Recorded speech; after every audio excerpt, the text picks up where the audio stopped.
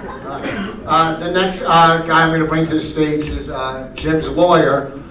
You might I don't know his name, but you might recognize him if you frequent buffets. A big man.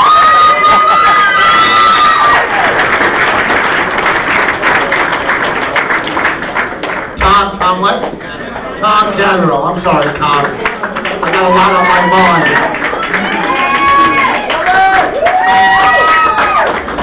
That's okay, Rich. I know you'll never need a lawyer. But, well, everyone, thank you. It's really an honor and a pleasure to be here to support this great cause born from Greg Giraldo's tragic death. And roasting Jim here tonight is just an added bonus.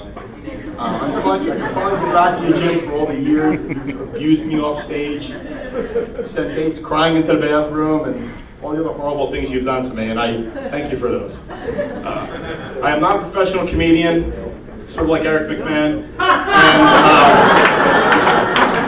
however, I have had the privilege of being a good friend of Jim's for over 20 years now. I was also part of Jim and Don's Meet the Creep DVD series, and I've been both their attorneys for many years. So needless to say, the way their careers are going, I'm not going to make a penny off either one of these guys. Seriously, I'm very, very happy to be here to support Greg's family. I don't think we can state that enough. It's a tragedy, and it's good to see everyone get together for a good cause. Speaking of families, as many of you know, Jim recently had a son, Luke, with his beautiful girlfriend, Samantha. Where's Samantha? Where's she? Where's Samantha? Yeah, give it up for Samantha again. Come on. She had a kid with Jim. Come on. You know, and it's a true story, as Eddie was saying. The very first baby picture I have of baby Luke was a cell phone shot of the baby's foreskin as Jim is bribing the doctors to take it home with him. It's unbelievable. It's a true story. I mean, you really have to see the baby. Beautiful baby. The baby looks, Luke and Jim look like exactly alike. And in fact, Samantha says that from the waist down, she can't even tell them apart. He said it's true. You know, I met Jim back in 1989 when I was running Art Stock's Birchill and Playpen nightclubs in New Jersey. Jim was the DJ there. And Jim was that stereotypical DJ with the long hair. He worked all the rock nights. And, you know, with that unmistakable voice and his love for metal, everybody loved Jim. In fact, Jim received more blowjobs in that DJ booth than he did song requests. Outside of work, I quickly learned that Jim could bang a stripper faster than Charlie Sheen could wreck a hotel room. We quickly became friends. And you know, Jim was always able to hook up with the hottest women. It was just unbelievable. I couldn't believe it. But for some reason, he loved to hang at this dingy little hole-in-the-wall strip club called the Marleybone. Oh, you danced there? The place is disgusting. It's absolutely disgusting, and so are the women. It's the kind of place where you can't tell if the women are fat or pregnant. Well, at the Marleybone, usually they were both. You know, and back then Jim had this thing for really ugly Puerto Rican and black women. And you know what? And because of this horrible little bar, Jim's fucked more poor black women than FEMA.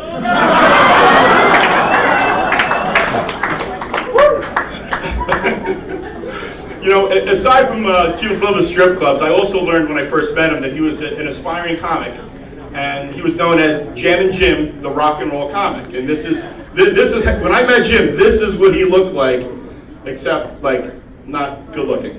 But so you know, to help Jim out in late 1989, I started a comedy series on a Monday night at the Playpen in Sayreville. And Jim was the MC, and he killed it week after week after week, and he quickly headlined it, and his career has grown ever since, until tonight, of course. But yeah, let's hear it for Jim. His career, I mean, he's really done a great job.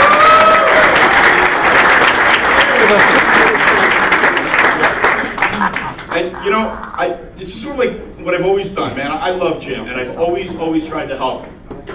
Like this one night at Birchill when Jim needed a new shirt. You know where I'm going with this. You see, while waiting for Jim's girlfriend to show up, he picked up some floozy from the bar and brought her out into the parking lot. Well, the blowjob didn't quite turn out the way Jim intended, and he came back with a huge stain in the middle of his shirt. Well, with Jim's girlfriend only minutes away, he was frantically looking for his shirt. So me being the good friend that I am, I went out to my car, I found one in the trunk, and I only charged him $35 for it. And he paid it. And he paid it. But, you know, Jim hasn't always made good decisions. For example, one Wednesday night, after closing at the Playpen,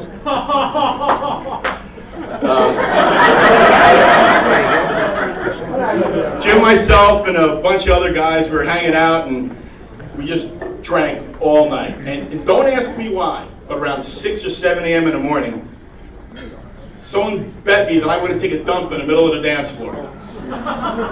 Well, Jim decided to up the ante and said, well, you know, if you take a dump in the middle of that dance floor, I'll catch it in my hands. So,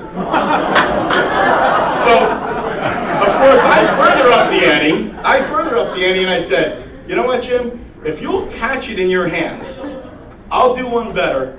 I'll walk outside of the playpen and take a dump in your hands in front of rush hour traffic off of Route 9 and Highway 35. So here we all are, squinting from the morning light, and we're all staggering drunk from the cases of beer that we drank the whole freaking night, and we all come staggering over to the side of the road. So once there, I dropped my pants, squatted down like a sumo wrestler, and Jim gets down behind me and underneath me like an NFL quarterback.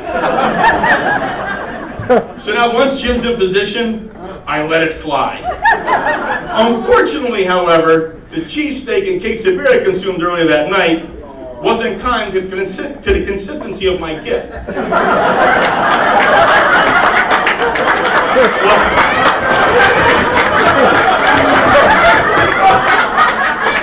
Well, nevertheless, like the champion that he is, Jim caught every drop.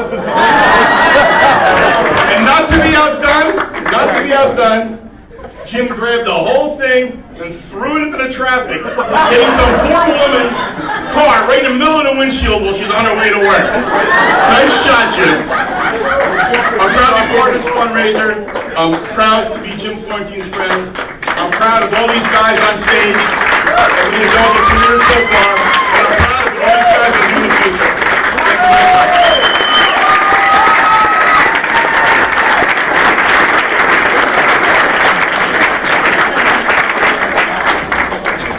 Tom, it's a roast, not a fifth step.